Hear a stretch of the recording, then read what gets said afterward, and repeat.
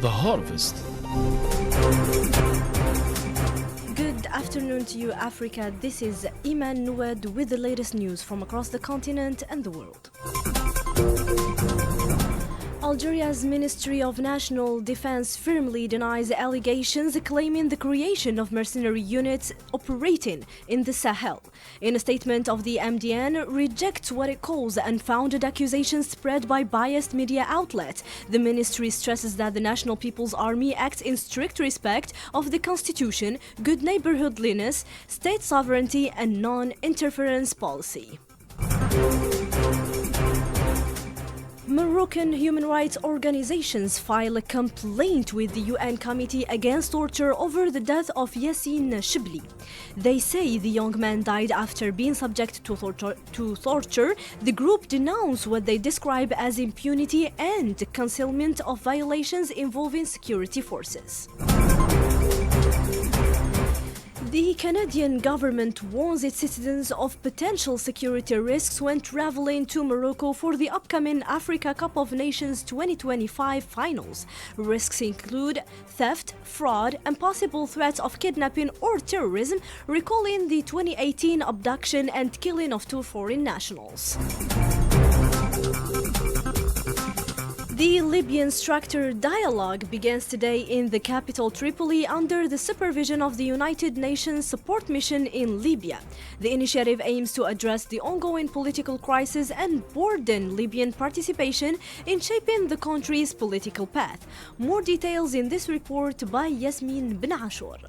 In a new step within the United Nations efforts to break the political deadlock in Libya, the dialogue started today in Tripoli with the participation of political and social parties aiming to expand participation and discuss ways to reach agreement on a path leading to elections ending the division. This dialogue comes in implementation of United Nations Security Council Resolution 2796, which authorizes the United Nations mission to support a comprehensive political process led by Libyans. Mahmoud al-Ramli, a Libyan political analyst, emphasized the importance of approving the dialogue.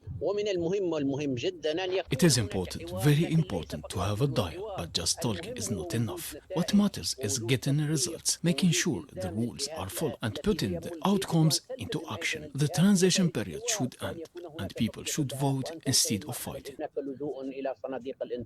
The dialogue lasts for 2 days and aims to provide practical recommendations that contribute to creating suitable conditions for elections, addressing urgent challenges related to governance and public policies, and discussing issues of security, national reconciliation, and human rights. The United Nations mission explained that participants were selected based on criteria of experience, credibility, and commitment to the national interest after receiving nominations from municipalities, political parties, academic and security institutions, and community groups. Even though people have different opinions about how useful the dialogue is, everyone is watching what will happen and how it can help the political process move forward.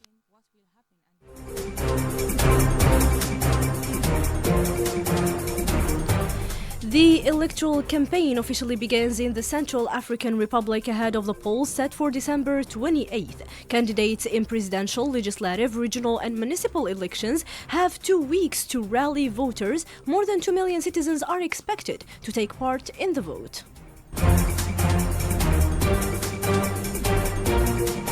Tensions flare again in Sudan as a drone strike hits a United Nations logistic base in Kadugli, killing 6 Bangladeshi peacekeepers and wounding 8 others. The attack occurs in a contested oil-rich region along the South Sudan border, where fighting between the Sudanese armed forces and the Rapid Support Forces has raged for nearly 3 years. More on the topic with Dad Alawa.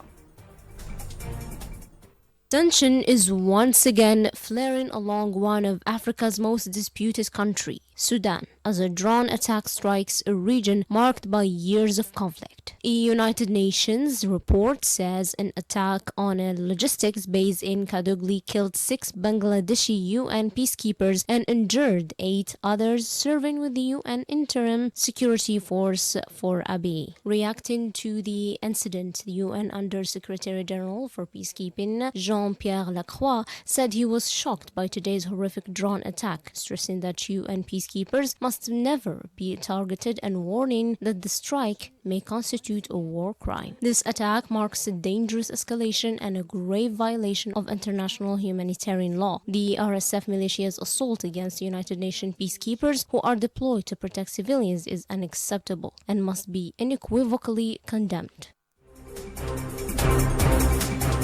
Leaders of the Economic Community of West African States meet today in Abuja, Nigeria.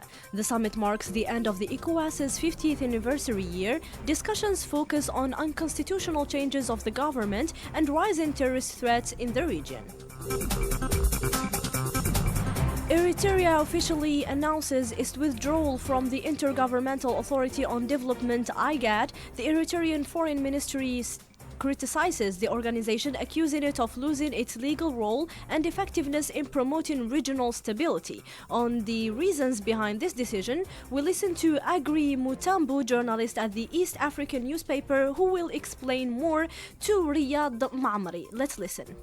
Of course, Eritrea's decision to withdraw from IGAD is based on the fact that they accuse the organization of working for certain member states to undermine Eritrea. And these certain member states, of course, it's not mentioned in the reasons given, but they accuse Ethiopia using the regional organization to sort of undermine Eritrea. And one of the reasons is that the current executive secretary is a former Ethiopian foreign minister, and for that they think he's not trying to allow all members to speak as one.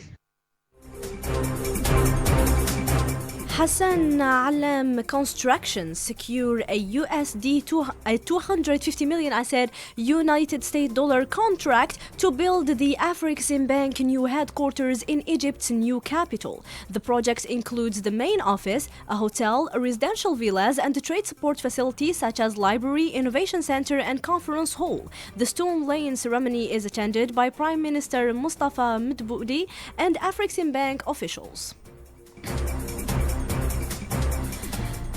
After a 14-year of closure, the Libyan National Museum reopens in the heart of the capital, Tripoli, located inside the historic Red Castle, Asaraya al-Hamra. The museum restores a key symbol of national memory. More on this cultural landmark's reopening by Amira Dikhili.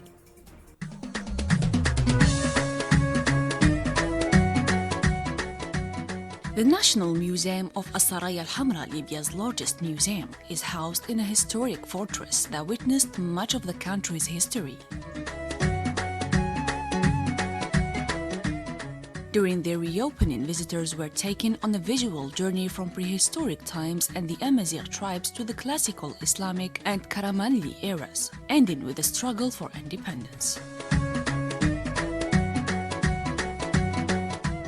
The exhibition also highlighted Libya's natural history, culture, and traditions, concluding with a vision connecting heritage to contemporary aspirations.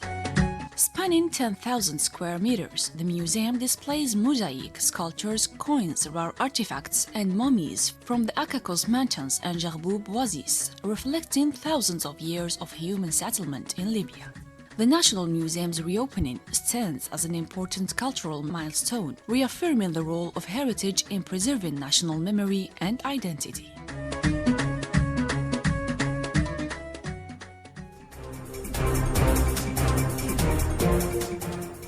Algeria is elected as Vice President of the UNESCO's Intergovernmental Committee for the Safeguarding of Intangible Cultural Heritage. The mandate covers the committee's 21st session scheduled for 2026, as the announcement was made during the committee's 20th ordinary session held in New Delhi, India. And that concludes today's Harvest. Thank you for paying attention to the fullest, and keep enjoying today's programs with your favorite channel, Ifrikya FM, the voice of Africa.